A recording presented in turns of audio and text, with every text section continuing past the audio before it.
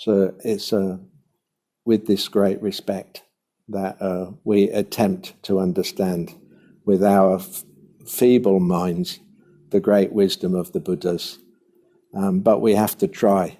The reason we have to try is because there's so much suffering in the world, as you know.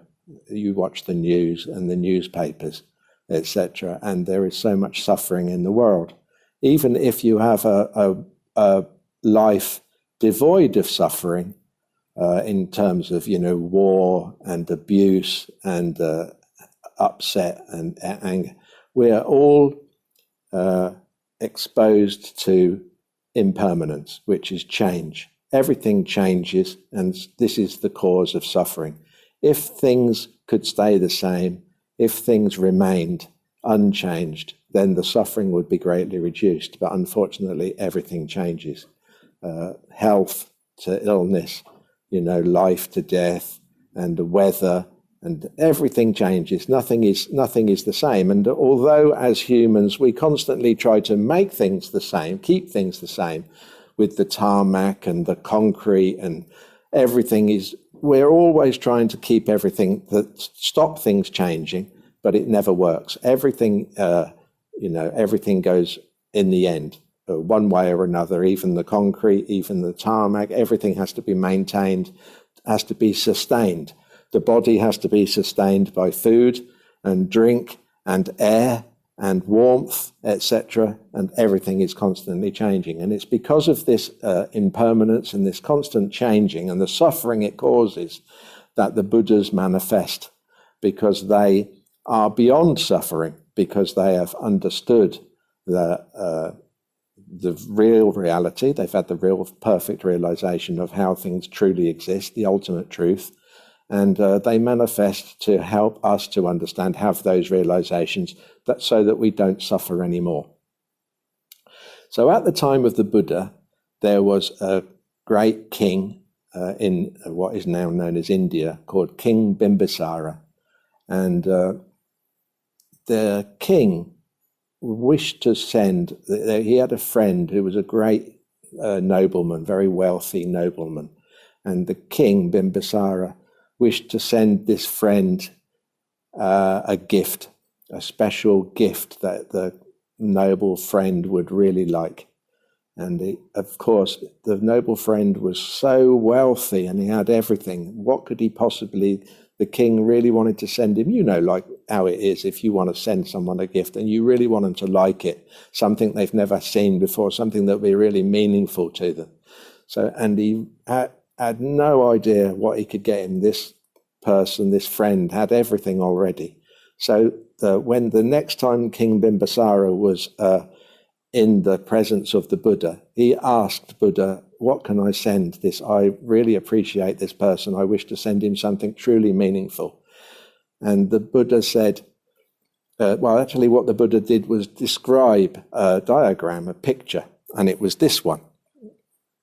And he said, if you have this painted and send it to this friend of yours, who at the moment isn't outwardly spiritual and doesn't seem to have any religious connection, you will find that he finds it, he greatly satisfied by it and greatly appreciates it, etc., and it will have a great effect. So the king commissioned this painting and then showed it to the Buddha before giving it to the friend. And the King Bimbisara sent the picture to the friend, the noble friend, and immediately, within a few minutes of him looking at it, he started to change, his view started to change. And he started to have a sort of minor realizations about life and the profundity of spiritual practice, etc. And eventually, this picture was spread amongst his friends and relatives, etc., and then out into the further country of this nobleman, and it became very famous and helped many, many people upon the spiritual path. So it's famous, very famous now as one of the main iconic diagrams of the Buddha Dharma in this world, and known as the Wheel of Life, or Bhavacakra in Sanskrit. And basically, there's a wheel suspended in space, and the space is very, very important. I'll come to that in a second. And holding the wheel in its jaws is a monster, a demon, or whatever you want to call it, and it's basically suffering. And it's the suffering monster that's holding the wheel is impermanence. It's that change that we were talking about, the constant fact that constantly everything changes, nothing stays the same. Our bodies, all phenomena, others, relationships, weather, you name it, everything changes. So even food, you name a food. I know they've got cans now, canned food, tinned food, which makes it last longer. Again, our attempt to make things not change. So anyway, this wheel has got three sections: a center, a middle section, and then an outer ring. And the center, the hub of the wheel, it has got a pig with a pigeon and a snake coming out of its mouth. The pig represents the basic ignorance.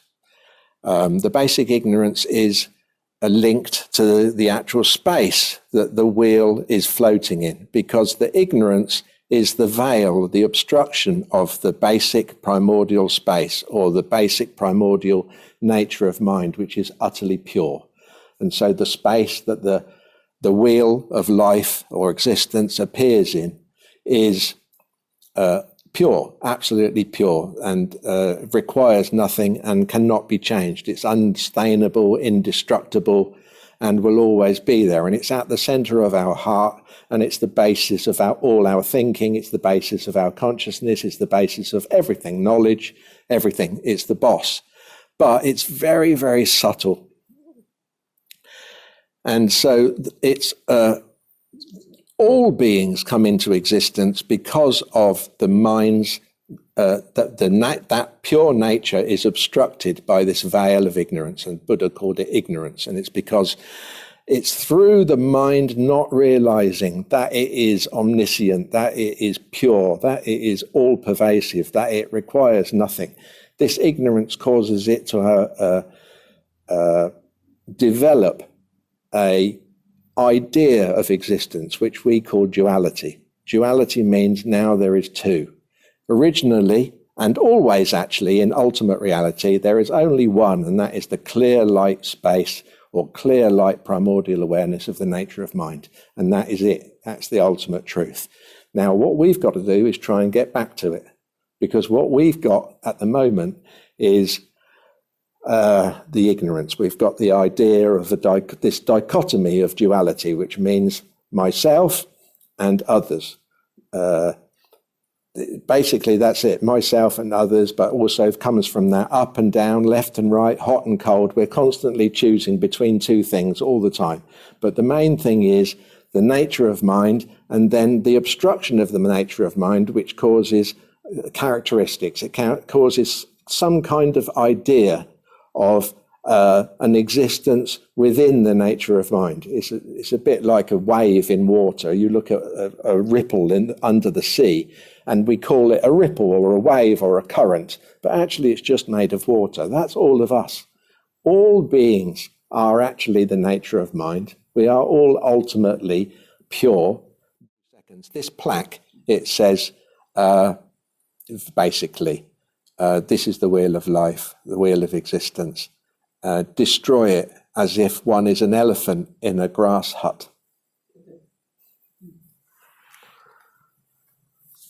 So we are all attached. We're all very attached to existence, to life, and yet it's slipping away from us all the time. We're attached to something that we can't possibly keep. Nobody wants to admit that. It's scary and all the rest of it, but you have to face it, because if you face it, the mind will calm down. The mind will become rational. As long as we keep trying to avoid it, ignore it, ignorance, it will be confusion, attachment, falseness, the act, turning a blind eye, whatever you want to call it. But it's foolish. It's not wise. The wise always face the truth.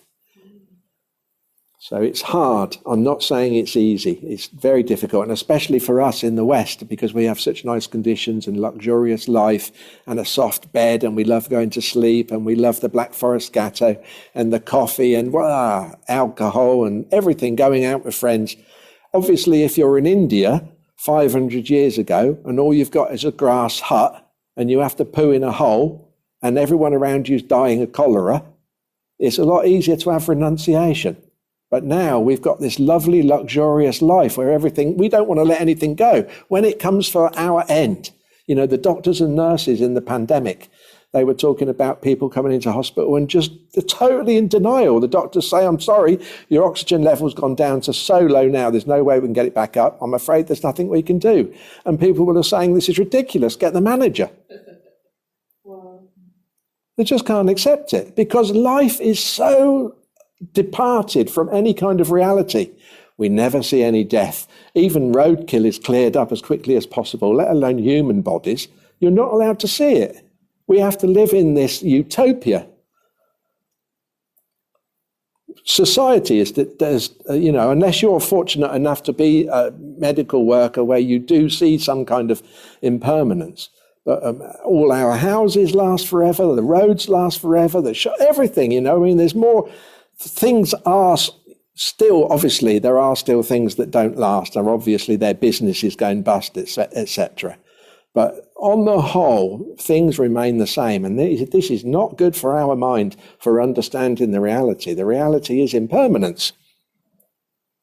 All of existence is impermanence. And we must face it and we must become familiar with it. We are not familiar with it. We are familiar with permanence. And it's a massive delusion, a big problem. It stops us being happy. We think it's like ego. You think permanence will make you happy, but of course, impermanence is always there. Everything is impermanent. And so we're just setting ourselves up for suffering. If we can get our mind to accept impermanence, if we can get our mind to calm down and accept things the way they really are, we will be happy, I promise. You will be content, peaceful, and free. At the moment, we're trying to live the impossible dream. We'll never be free as long as we do that. We will always be stitching ourselves up.